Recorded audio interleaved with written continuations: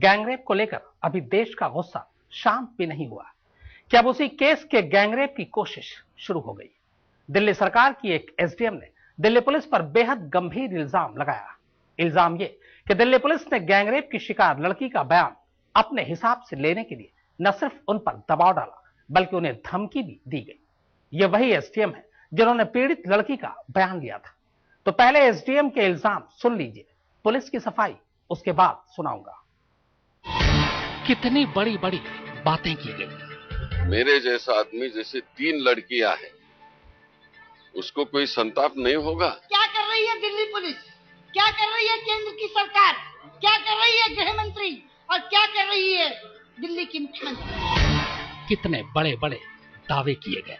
इस तरह के जो क्राइम्स हैं वो जब तक जल्दी से उन पर फैसला नहीं होगा तो कोई किस्म का डेटरेंट नहीं। कंडीशन उसकी अभी भी हम कहेंगे चिंताजनक है। अब किसी भी तरह से अभी हम आउट ऑफ डेंजर या खतरे से बाहर नहीं कह सकते। कितनी बार जख्मों पर मरहम लगाए गए। हम लोग कोर्ट में ये दरखास्त करेंगे कि इस केस को फास्ट ट्रैक ट्रायल किया जाए। पर सिर्फ एक सच सामने आया और शर्म से मर हम सब गए। सोचकर ही शर्म आती है कि क्या ऐसा भी हो सकता है। क्या ऐसे अफसोसनाक और दहला देने वाले मामले में भी पुलिस ऐसा कर सकती है? एक लड़की जिसे पहले जिंदगी ने मारा, दरिंदगी ने मारा और जो जिंदगी और मौत के बीच लगातार झूल रही, उस लड़की का सच भी पुलिस दबा सकती है, सिर्फ अपने फायदे और अपनी झूठी साख बचाने के लिए।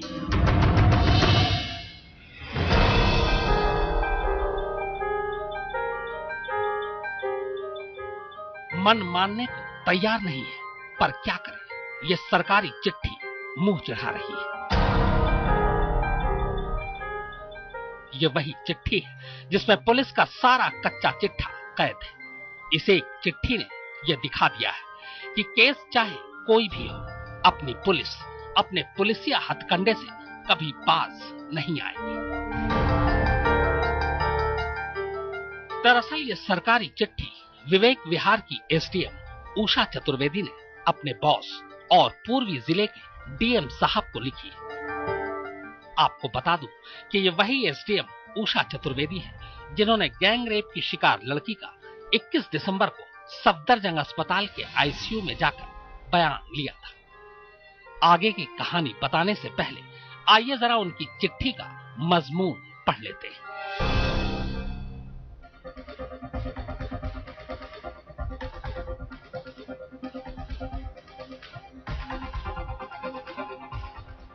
महोदय, मैं 21 दिसंबर 2012 को ऑर्डर नंबर F116/GA/एस्टैब्लिशमेंट/DC/वॉल्यूम 3/2754 के अनुसार रेप पीड़ित का बयान दर्ज करने सफदरजंग अस्पताल गई थी।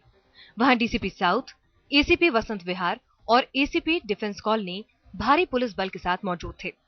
उन्होंने मुझे एक सवालों की सूची दिखाई जो उन्होंने खुद तैयार की थी। उन्होंने मुझे जांच अधिकारी के सामने बयान दर्ज करने को कहा। जो कुछ भी उन्होंने मुझे बताया वो सब उस रात की वारदात की वास्तविक स्थिति से बिल्कुल मेल नहीं खा रहा था, जैसा कि मैं पीड़ित का बयान दर्ज करते वक्त पता लगा पाई थी। उन्होंने मुझ पर अपनी सहूलियत के मुताबिक बयान दर्ज करने का दबाव बनाने की भी कोशिश की और जब मैंने इनकार किया तो उन्होंने मुझसे बदतमीजी की और मुझे धमकाने की कोशिश की।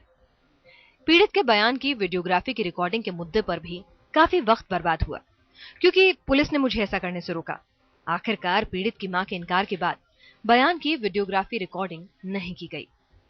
ऐसा लगता है कि जब मैंने उनका कहना नहीं माना तो पुलिस ने पीड़ित की मां पर वीडियो रिकॉर्डिंग ना करवाने का दबाव डाला। इस संदर्भ में पीड़ित की मां का बयान भी दर्ज किया गया। आखिर में पुलिस बल को आईसीयू से जबरदस्ती बाहर निकालने के बाद ही मैं पीड़ित का बयान रात करीब 8 बजे दर्ज करना शुरू कर पाई। ये आपके सूचनार्थ है। भवदीय उषा चतुर्वेदी, एसडीएम वसंत विहार। तो पढ़ा आपने, आइए अब जरा इस चिट्ठी के किरदारों से मिल लीजिए। यह है छाया शर्मा, साउथ दिल्ली की बॉस यानी डीसीपी साउथ। जिस इलाके में गैंगरेप हुआ वो इन्हीं का इलाका है और एसडीएम साहिबा की चिट्ठी के मुताबिक बयान लेने से पहले खुद ये आईसीयू में मौजूद थी और इन्हीं का हुक्म था कि लड़की से बस वही सवाल पूछे जाए जो इन्होंने या इनकी टीम ने लिखकर दिए हैं। एसडीएम साहिबा अपनी तरफ से कुछ न पूछे और ये दोनों हैं वो एसीपी जो मैडम का हुक्म मनवाने के लिए एसडीएम साहिबा पर लगातार दबाव डाल रहे थे। इनमें से एक एसीपी वसंत विहार है, नाम है रमेश चंद्र, और दूसरी एसीपी डिफेंस कॉलोनी है, नाम है विनीता मैरी जैकर। इस चिट्ठी से साफ है कि पुलिस डर रही थी कि कहीं लड़की पुलिस के खिलाफ कोई बयान न दे दे। इसीलिए न सिर्फ बयान से पहले भारी तादाद में पुलिस बल आईसीयू के बाहर मौजूद थी, बल्कि डीसीपी साहिबा जिद पर अड़ी थी कि बयान पुलिस के जांच अधिकारी की मौजूदगी में ही दर्ज हो। हालांकि कानून के तहत एसडीएम को अकेले में बयान लेने का हक है ताकि बयान देने वाला बेखौफ बयान दे सके। चिट्ठी से यह भी पता चलता है कि पुलिस अपने सवालों के जरिए पीड़ित लड़की को आईसीयू में भी घुमाना चाहती थी, क्योंकि एसडीएम साहिबा की शिकायत के मुताबिक सवालों की जो फहरिस्त उन्हें दी गई वो 16 दिसंबर की रात हुई असली वारदात से बिल्कुल जुदा थी। एसडीएम साहिबा का यह इल्जाम भी बेहद संगीन है कि डीसीपी साउथ नहीं चाहती थी कि बयान कैमरे में कैद हो। इतना ही नहीं, इसके लिए उन्होंने बाकायदा पीड़ित लड़की की मां पर भी दबाव बनाया। और सबसे संगीन इल्जाम तो यह है कि पुलिस ने अपनी मनमर्जी के बयान के लिए खुद एसडीएम साहिबा को न सिर्फ धमकाया बल्कि उनके साथ बदतमीजी भी की। इस खुलासे से यह साफ हो जाता है कि किस तरह दिल्ली पुलिस के आला अफसर इस संगीन और अफसोसनाक मामले को भी अपने हिसाब से तोड़ मरोड़ कर सामने लाने की कोशिश में जुटे हैं। क्या ऐसे पुलिस अफसरों के खिलाफ कार्रवाई नहीं होनी चाहिए? विशाल प्रताप सिंह और चिराग गोठी के साथ अनुराग ढांढा, दिल्ली आज तक। अगर दिल्ली पुलिस की माने तो एसडीएम साहिबा की पुलिस के साथ कोई पुरानी खुन्नस है और इसीलिए ये झूठे इल्जाम लगा रही। दिल्ली के पुलिस कमिश्नर ने दावा किया कि पुलिस ने एसडीएम को न तो सवालों की कोई फहरिस्त दी थी और न ही उन पर किसी किस्म का दबाव डाला था। क्या विवेक विहार की एसडीएम साहिबा की दिल्ली पुलिस से पुरानी दुश्मनी है? क्या विवेक विहार की एसडीएम जानबूझकर दिल्ली पुलिस को बदनाम कर रही है?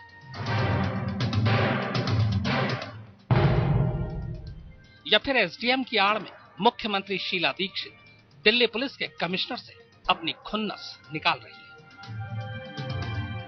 जी हां, अगर कमिश्नर साहब की माने तो एसडीएम विवेक विहार इससे पहले भी दिल्ली पुलिस को कई बार परेशान कर चुकी है।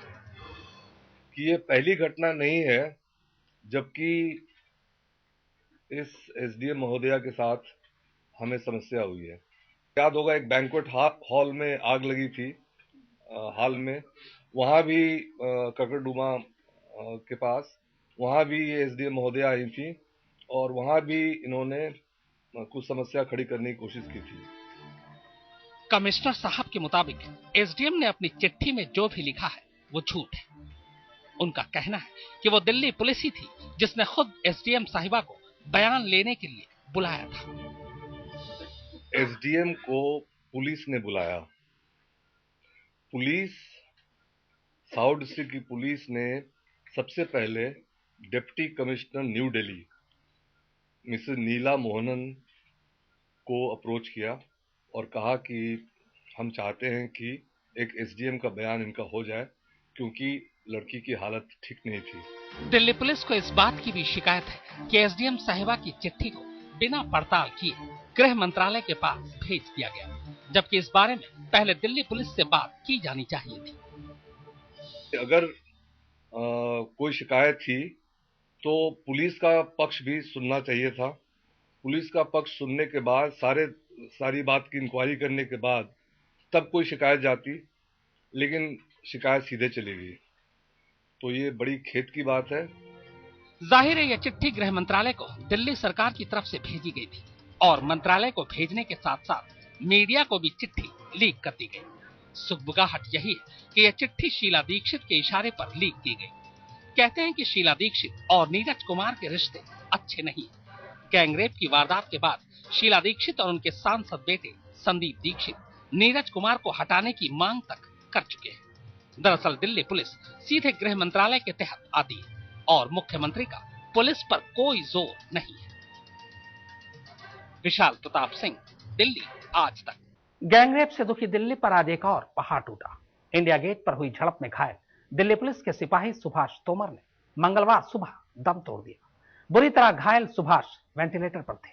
सुभाष तोमर को नम आंखों के बीच पूरे राजकीय सम्मान के साथ आखिरी विदाई दी गई।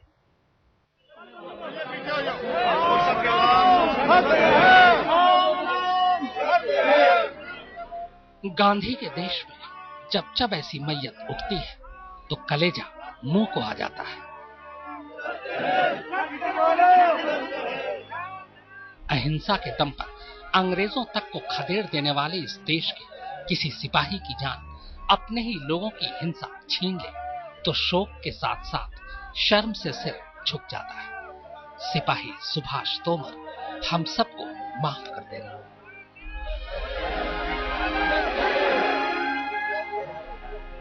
माफ कर देना उन लोगों को जो गांधी के देश में रहकर भी गांधी का सबक भूल गए थे। गुस्सा, नफरत और हिंसा से कभी किसी का भला नहीं हुआ। ये जानते हुए भी वो गुस्सा कर हिंसा पर उतर आए। माफ कर देना उन सबको।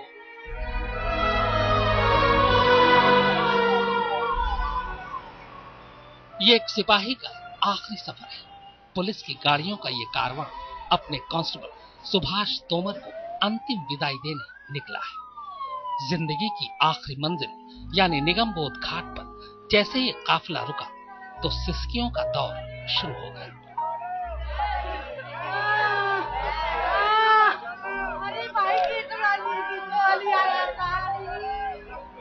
अपने महकमे के एक सिपाही के जज्बे को सलाम करने के लिए दिल्ली पुलिस का सारा अमला मुस्तैद था। सिपाही जब शहीद होता है तो उसे पूरे राजकीय सम्मान के साथ विदा करने की परंपरा है। उस रस्म को आज भी पूरा किया गया।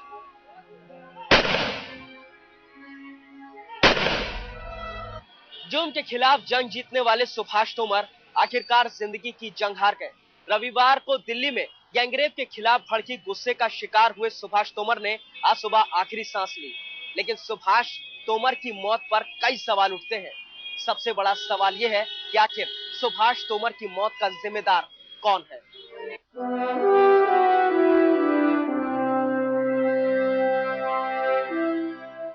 जिस इंडिया गेट पर शांति बनाए रखने की खातिर सिपाही सुभाष तोमर ने अपनी जिंदगी कुर्बान कर दी, उस इंडिया गेट पर अब शांति है। जंतर मंतर पर शांति है और शायद यही शांति सुभाष तोमर के लिए सच्ची श्रद्धांजलि भी है। चिराग कोठी, दिल्ली आज तक।